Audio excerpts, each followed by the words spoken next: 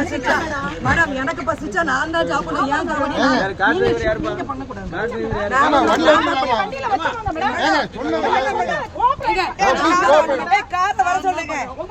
எல்லாம் வல்ல தமிழ்நாட்டை காக்க ஒவ்வொருத்தரும் இந்துக்கள் பாடுபட வேண்டும். பாருங்க, சுடுற வெயில்ல தனியா நடந்து கூட போக விட மாட்டேங்காங்க. தைப்பூசத்துக்கு நடந்து கூட போக மாட்டேங்காங்க. நான் கட்சி சார்பா வரலைங்க, பாருங்க தன்னந்தனியா வந்திருக்கிறேன். நான் தனியா வந்திருக்கிறேன்.